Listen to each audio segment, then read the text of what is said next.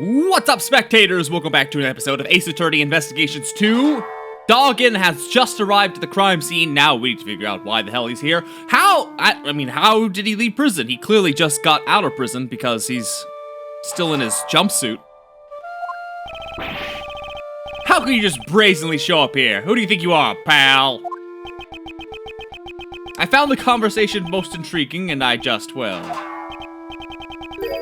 Are you feeling nostalgic about an old murder of yours? You're the one who killed Huang. Nostalgia? I think not. You were speaking about the person I'm searching for. I escaped from prison in order to meet with a young acolyte. The one who wore the red raincoat. Who is this person? I suspect that it's the same person as the mastermind you're searching for. Someone you've been searching for, the one in the red hood. Don't they seem surprised, Anubis? Yes, they are, my boy. 12 years ago, this young acolyte saved my life. Oh, we're going straight into the testimony. Certainly it was I who killed President Huang. Oh, that was easy. But my life was also targeted on that day. The body double, Blaze, and Patricia all sought to seal my lips. Had I not been reunited with the young acolyte back then, I would have been in danger. But alas, even to this day, I do not know what has become of the young acolyte.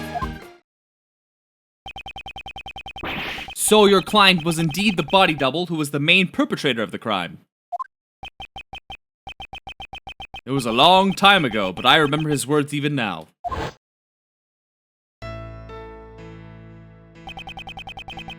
There have been countless attempts on my life, not just once or twice, countless. And yet, why must I be the only one to face the danger? When I stand before the people, I garner the same respect as the president does. Tell me, just what is the difference between him and me? The difference was great. While the voice and style of speech may be the same. One can mimic the body, but the heart cannot be reproduced. I suppose his own weaknesses cost him in a quest to become a leader. Now that Rook's gone, I'm in charge. I'm not sure if you're as capable as Rook was. What are you saying? I'm totally the leader now. Perhaps the king and his knight were not so different after all. The double believed that the president's only weakness was a woman called Amy. To find the woman, he needed the assistance of someone from this country. So he joined forces with Blaze. After determining her whereabouts, he simply waited for the right opportunity.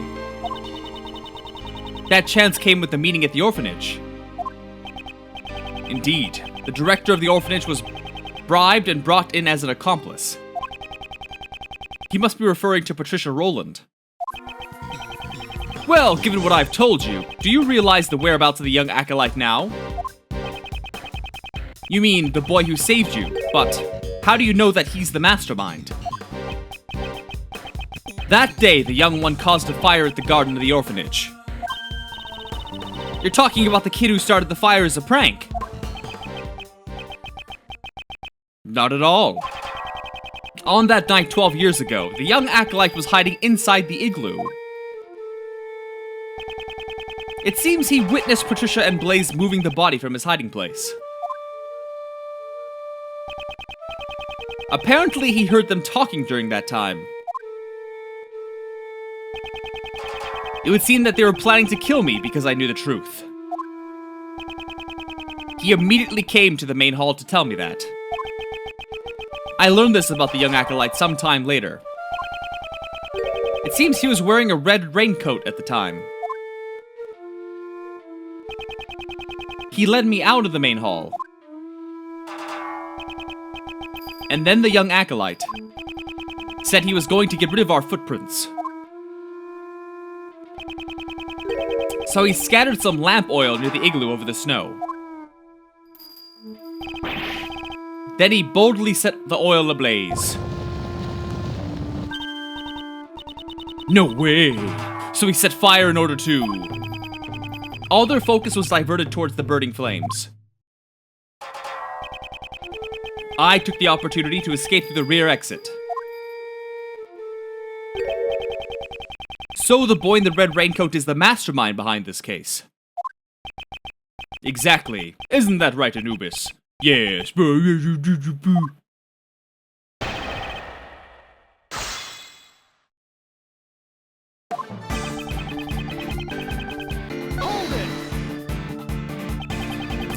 You admitted that rather easily. These days, I've long grown tired of killing. But in those days, I devoted myself to the path of an executioner. If one cannot admit that much, what can he admit? Right, Anubis? I feel like he's saying something scary, but it's kinda hard to understand him. This fallen priest is saying he has no feelings about the president's death. Doggin, the assassin and escaped prisoner. He should be a despicable opponent, but... silencing him now would be imprudent. I must keep my composure and let him talk. I understand your point. You killed the president. That's correct. The aim of my blade never misses its mark. But my life was also targeted on that day. Your life was targeted. You, the assassin. The hunter becomes the hunted. The Buddhist becomes the... Sure. Kay, you don't have to make up strange proverbs. Life is transient, especially for an assassin whose life is always exposed to danger. So, does that mean people you've tried to kill have fought back? That is a rare occurrence. But this was different. The body double Blaze and Patricia all sought to seal my lips. Doggin, you are a master assassin. As such, could you not have evaded an attack from those three and fled the scene? You greatly overestimate me. Without Anubis by my side, I would not even be able to walk about. If those three were to attack me all at once, I would not stand a chance. I see. So even an assassin will fall to superior numbers in a frontal assault. I suppose one could say that. I, Sir Doggin, would have suffered a shameful defeat. Had I not been reunited with the young acolyte back then, I would have been in danger. Reunited? So, when did you first meet with him? That would be 18 years ago, on the 24th of December. That is a rather long time ago. Is that not the day of the candy incident? On that day, our roles were reversed. I saved the young one's life. There was an unusual snowstorm on that day. The temperature was well below freezing. I took Anubis for a walk in the snow. That's when Anubis noticed something and started running. I followed after him and found a car. I had great difficulty opening the door. It frozen shut. In the back seat, there were two young children shivering from the cold. Had they remained in the car for an hour longer, they surely would have frozen to death. I brought the two of them to a nearby orphanage. Is there anything about Doggin's story that concerns me? I don't know. What concerns me is... the date. The 24th of December, 18 years ago. Are you sure about that? There's no mistake. Could that mean... Oh, it took me a second to recognize the children. Okay. It's the children of the candy people. Which is such a stupid way to remember. Hold on. I can explain that better. It's the children of... Well, I don't remember their names anymore. Candyman 1. The man with the chocolate ship. And... the man with the balloon sculptures. You got it? The man with the... Gustavia. I can't believe I actually remember that. I didn't think I would. Gustavia and... Afro Man! Wait, no, it wasn't his kid, was it? No. Afro Man's not involved. It's Gustavia and the guy who died. The guy who died in the chocolate chip. He had 2 names. I remember none of them. Good.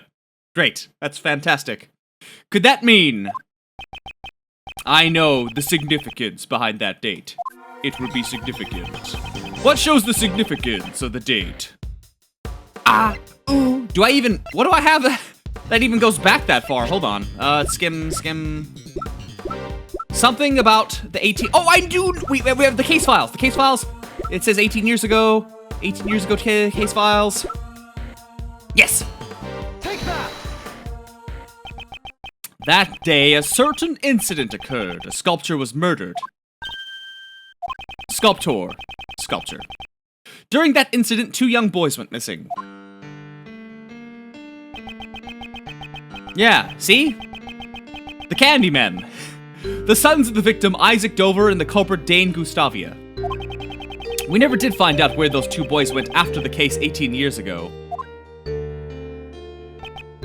Oh, they were the sons of a victim and a culprit. It all makes sense now. What makes sense? One of the youths was bound so that he could not move. Mr. Dover did it so that Mr. Gustavia's son couldn't come to the contest venue. Indeed, Gustavia was using his own son as a taste tester. To think that was what transpired. Neither child seemed to recall what had happened. They lost their memories? The acolyte told me this when we were reunited 12 years ago. The pair were placed in an extreme situation on the verge of freezing to death. That trauma led them both to suffer from Really? Are you kidding me with the amnesia? No, I'm gonna pretend I didn't read that. Neither could so much as... Oh, god damn it. Neither could so much as remember his own name. They slipped it. Oh, I've forgotten everything. Ooh, the milk's gone bad, so I can't remember anything. Oh, the amnesia overuse as a plot device is just so painful. But I'm gonna let it slide. Okay, sure, they have amnesia. So they didn't even know that they were the sons of Mr. Dover and Mr. Gustavia. Indeed, while we cannot say it conclusively, the probability is quite high. However, we still don't have enough information to deduce the mastermind's identity. Like amnesia! You need severe head trauma, at least! Or something so psychologically horrible to induce amnesia. And this is like, ooh, it's pretty brisk. Oh, my memories are gone. Would you please continue your story? Yeah, they're telling me to shut up. Very well. If the Let's Player can shut up for a second, we can continue. I continued my correspondence with the young acolyte even after entering prison. Okay, so it's Knightley. Okay. Knightley is one of the children, yes? Recently, that has all come to an abrupt halt, however. It left me quite concerned. Furthermore, those involved in the crime 12 years ago were all drawn into incidents one by one. I grew more and more curious, and so I absconded briefly from the prison. Those involved 12 years ago were Patricia Rowland, Blaise DeBest, and President Huang's body double. And Miss Rowland was the warden of Mr. Doggin's prison. I blackmailed the warden. That woman had tried to kill me. Perhaps the good prosecutor has already deduced the reason. You murdered President Huang, but the world still believed he was alive. If you were able to prove the president was a fake, both Rowland and DeBest would have been in danger. That's correct. And I'd heard the proof with my own ears. Ho, ho, ho. I'll be waiting in the courtyard of the orphanage at midnight on February 9th. Even if it's just once, I want John to be able to meet you.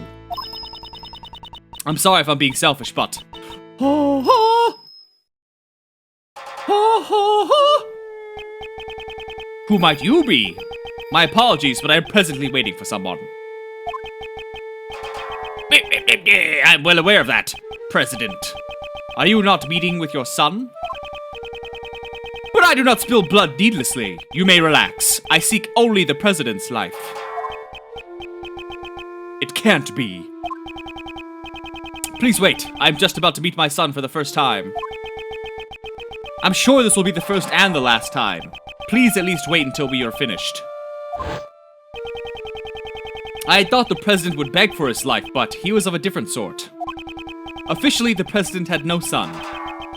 But he shook his head and said, this illegitimate son was his, and he intended to recognize him publicly.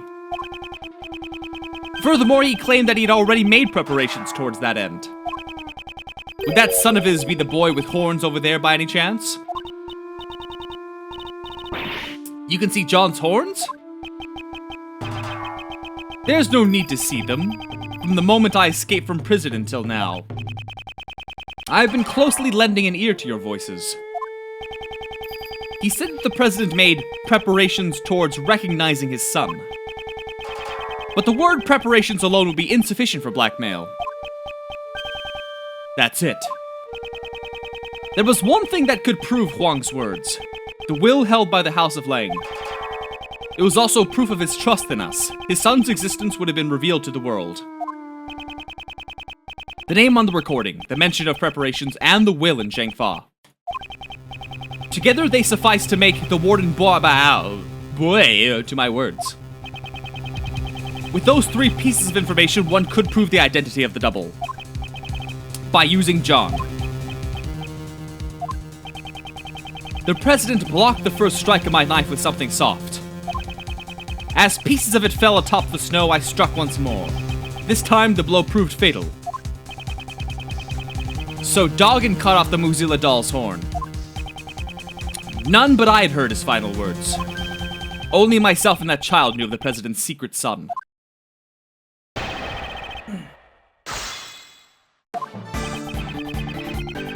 I continue with my correspondence. Yes. In other words, you contacted him from prison. That's correct. A post office box was used. It would allow one to send and receive letters without revealing the recipient's location. I cannot use a form of correspondence that would reveal the acolyte's location. There was someone keeping watch over my correspondences, after all. He must mean the prison warden, Patricia Rowland. Could you be more specific about the nature of your correspondences? Well, they were mainly moves for the correspondences... hold on. Moves for my correspondence chess matches. If I recall, the person you were playing against... This might be hard to believe, but Doggin's chess opponent was... Are you saying he was playing against Mr. Knightley? Wasn't it Horace Knightley? We certainly found the correspondence chess memo in Knightley's cell.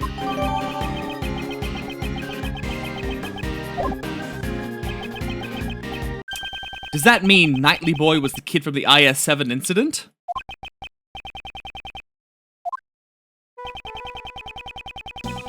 Is there any evidence connecting Knightley to the... Yeah, we have the chess thing, don't we? Where is that? This thing. Ring and chessboard. Take that! This was all that Knightley left behind. Could there be a clue hidden within? Which should I investigate? The ring or the chessboard? I feel like... I don't know what the ring is, but the ring has to be important, right? About revealing his identity. This... I mean, it looks just like Dover's ring. Mr. Edgeworth, what is it? Please take a look at this ring. This pattern is... It's Pierre Hoch. I thought so. He had Mr. Dover's seal turned into a ring. But why would he have this? Shouldn't it have been held by the police as evidence from the IS-7 incident? After the incident, the seal was returned to the victim's next of kin. And Mr. Dover's only family was his son. But since no one knew where the son had gone to, it took a while to get it to him. I'd heard that the police had finally found him and delivered his inheritance, but... So the seal was thereby safely delivered to his son. And then he turned the seal into a ring and wore it on his person. Saying on his person is redundant. You could just say wore it. I don't know. They really go over the top with some of the word choices. Mr. Knightley was Mr. Dover's son. The police aren't fools. I'm sure they did a thorough check before handing over the seal. If someone involved in the IS-7 incident was his chess opponent. Knightley, huh? Then that man must be the mastermind behind this case. Objection! But Knightley's dead. He cannot be involved in this incident. How about that? The only one who could be the mastermind was himself a murder victim. But a dead guy can't be the culprit, so there's no way that's right. It certainly is strange. In that case, who is the culprit? And with that, we're gonna end this video here. So stay tuned for the next one, and thanks for watching. Bye-bye!